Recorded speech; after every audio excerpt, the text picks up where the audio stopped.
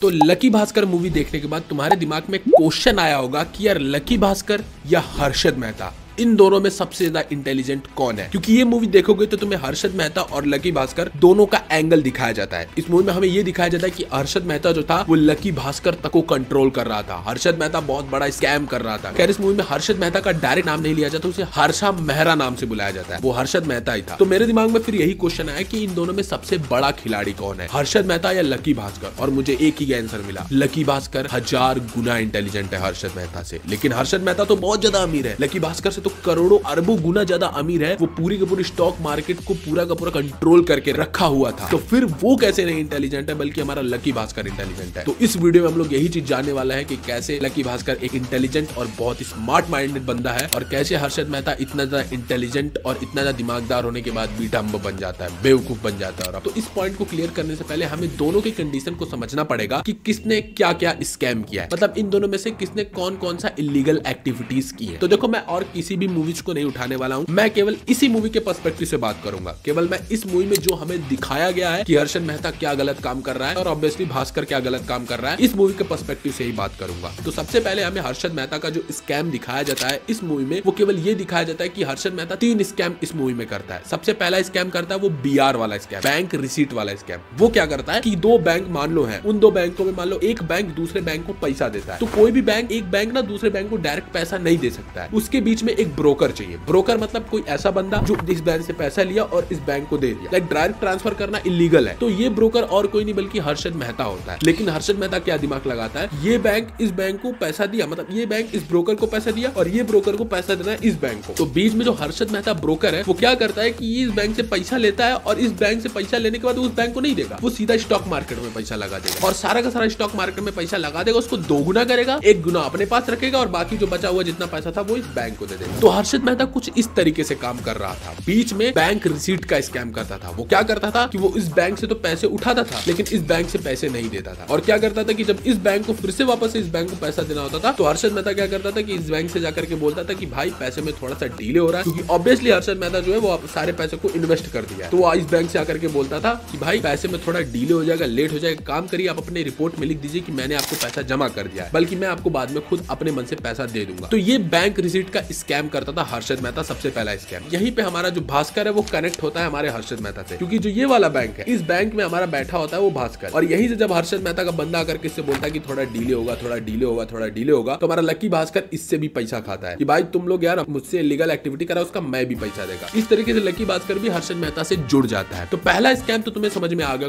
दूसरा स्कैम करता है हमारा हर्षद मेहता, वो होता है स्टॉक्स की रैगिंग। तो स्टॉक की रैगिंग कैसे हर्षद मेहता करता है, मान लो ये दोनों बैंक थे, ठीक है, इस बैंक से हर्षद मेहता ने पैसे उठाए। अब क्या करेगा, वो अपने स्टॉक्स में पैसे डालेगा। तो हर्षद मेहता क्या करेगा कि कोई भी मान लो सामान है, वो सामान मान लो स्टॉक मार्केट में उसकी कीमत 2 रुपए चल रही है। तो हर्षद मेहता क्या करता था कि वो 2 रुपए वाले स्टॉक्स को करीबन 15,000 20,000 उसको खरीद लेगा, क्योंकि उसकी मार्केट में बहुत कम वैल्यू होती है, 2 रुपए के हिसाब से उसको खरीद लेगा। फिर हर्षद मेहता क्या करेगा कि वो बाकी दूसरों बंदों से, जो कि उसके ही बंदे होंगे, वो क्या करेगा बाकी दूसरे अकाउंट से अपने ही स्टॉक को, अपने ही पास के स्टॉक्स को दूसरे अकाउंट से खुद के इसी स्टॉक को खरीदेगा ज्यादा पैसे में। लाइक 2 रुपए में वहां खरीदा था, अब यहाँ इसी को 100 रुपए में खरीदेगा खुद से, और 100 रुपए में खुद से खरीद के क्या करेगा, इस स्टॉक की कीमत को बढ़ा देगा। एंड जब स्टॉक की कीमत 100 रुपए हो जाएगी, देन जब बाकी लोग इस स्टॉक को खरीदने लगेंगे तो क्या करेगा, ये 100 रुपए में जितने भी सारे स्टॉक थे सबको बेच देगा। मतलब इसने 2 रुपए की स्टॉक को लालच देने के लिए खुद खरीदा, जिससे कि स्टॉक की कीमत बढ़ गई, और फिर जब लोग खरीदने लगे 100 रुपए में, तो ये 2 रुपए का स्टॉक जो खरीदा था सारा उसको बेच दिया। हो गया ना प्रॉफिट। इसी को बोलते हैं स्टॉक रैगिंग, और ये बंदा यही करता था, जो कि इलीगल था, जो कि करना बहुत ज्यादा गलत है। तो दूसरा स्कैम ये कुछ इस तरीके से करता था। एंड तीसरा सबसे बड़ा स्कैम जो हर्षद मेहता करता था वो ये था कि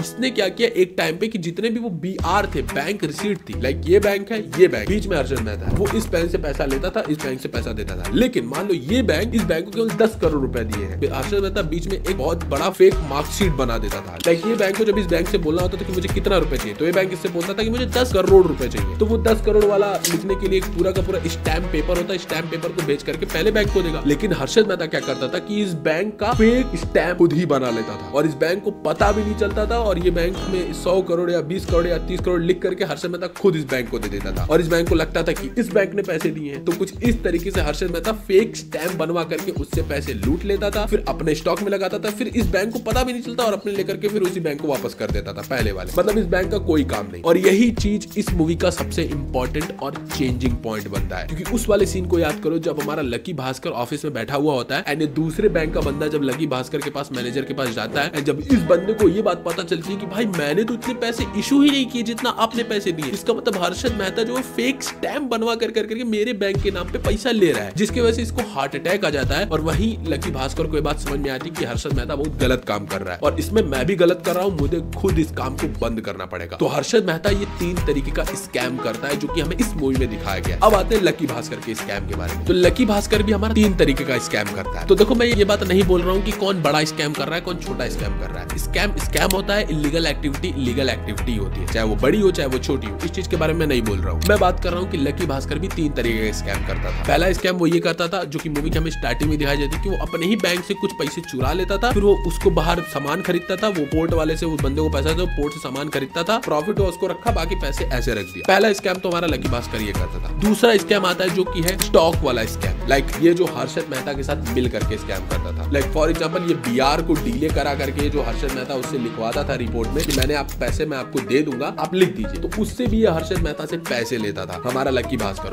ऐसे नहीं पैसे लेता उसके हाथ में, बल्कि उससे इंटरेस्ट और कट लेता था कि मान लो फ्यूचर में अगर पुलिस उसके पीछे पड़ भी जाए तो हमारे लकी भास्कर के जब वो अकाउंट्स को चेक करे तो उसे ये बात पता चले कि इसको पैसा दे कौन रहा है, वो किससे कट ले रहा है, हमारे हर्षद मेहता से, जिससे कि ये फंसे तो फंसे हर्षद मेहता भी फंस जाए और ये डूबे तो हर्षद मेहता को भी ले डूबे। और हर्षद मेहता डूबेगा ये बहुत कम चांस है, क्यों? क्योंकि हर्षद मेहता एक बहुत बड़ा एम्पायर है। मतलब ये कि इनडायरेक्टली हर्षद मेहता से प्रोटेक्शन भी ले रहा था कि इसको कुछ ना हो, क्योंकि अगर पुलिस आके इसको पकड़ेगी तो हर्षद मेहता को भी पकड़ेगी और जैसे वो हर्षद मेहता के पास आएगी हर्षद मेहता पैसा देकर उस मैटर को दबा देगा, तो ये भी बचा ये भी बचा। तो इसलिए वो क्या करता था कि हर्षद मेहता से कट लेता था, कट मतलब परसेंटेज लेता था। तो पहला स्कैम तो ये किया, दूसरा स्कैम इसने ये किया और तीसरा ये जो स्कैम करता था मनी लॉन्ड्रिंग। मनी लॉन्ड्रिंग का स्कैम मतलब इसके पास जितने सारे पैसे आते थे वो क्या करता था कि उसको व्हाइट बना देता था। लाइक व्हाइट बनाने के लिए कई सारी चीजें करता था, लाइक लॉटरी जीत जाना और मनी लॉन्ड्रिंग करना। तो इतना स्कैम तो हमारा लकी भास्कर करता था। लेकिन सबसे बड़ी चीज आती है कि सबसे बड़ा और सबसे इंटेलिजेंट कौन था। तो ऑब्वियसली क्लियर सी बात है कि यहाँ पर देखोगे तो दोनों ही इंटेलिजेंट थे, लेकिन वैसे पैसे के मामले दोगे तो ऑब्वियसली हमारा हर्षद मेहता ज्यादा इंटेलिजेंट था। क्यों? क्योंकि वो बड़े लेवल का स्कैम करता था। लाइक वो इंटेलिजेंट के साथ साथ उसके पास पावर भी थी। लाइक अगर कभी कभी वो कोई रायता फैला भी देता था तो पैसे देकर के वो शांत भी करा देता था। वो इलीगली बहुत गलत काम करने लग गया था। तो ऑब्वियसली हमारा हर्षद मेहता के पास इंटेलिजेंस भी था, पावर भी था एंड ईगो भी था, सारी चीजें थी। लेकिन वही लकी भास्कर जो था उसके पास पावर थी, पैसे थे, लेकिन उतनी नहीं जितना हर्षद मेहता के पास थी। लेकिन एक सबसे बड़ा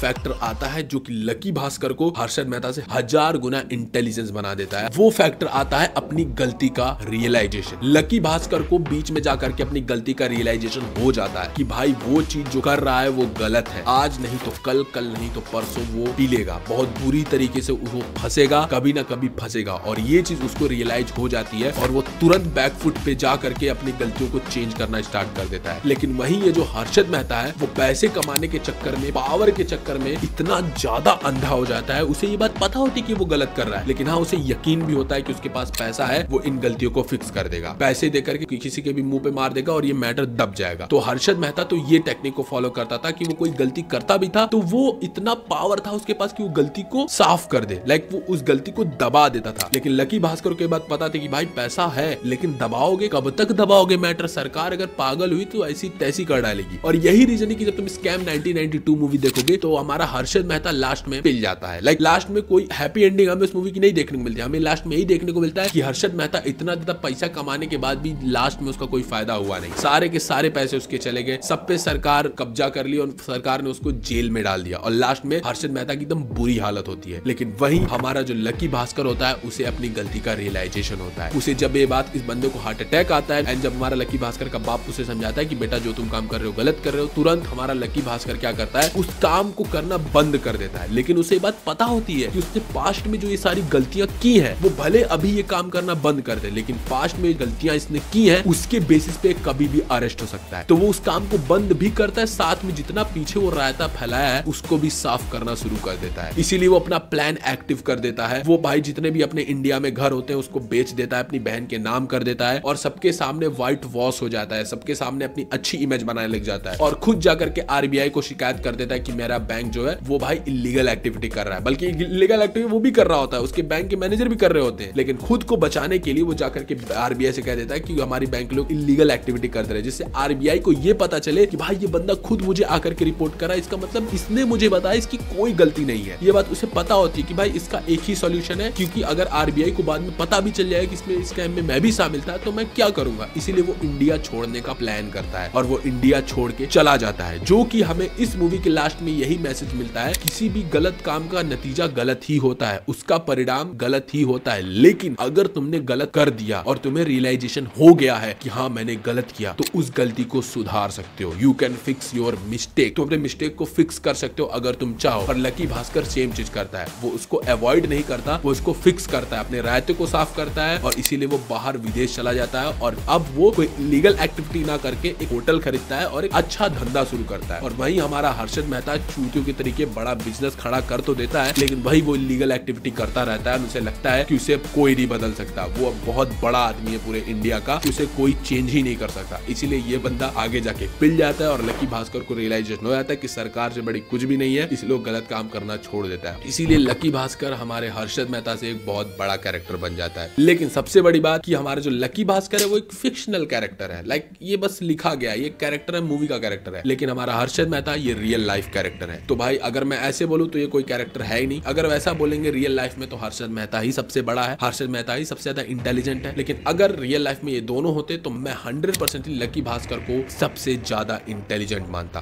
खैर इसके बारे में तुम्हें क्या लगता है? और हाँ, इस मूवी की एंडिंग बहुत ही ज्यादा प्लॉट ट्विस्टेड और खतरनाक होती है और क्यों लकी भास्कर एक कदम उठाता है, ये वाली वीडियो में मैंने ये एक्सप्लेन किया, क्लिक करके जाकर के देख सकते हो। और तुम्हें क्या लगता है कमेंट में मुझे जरूर बताना। मिलते हैं नेक्स्ट वीडियो में, बाय बाय।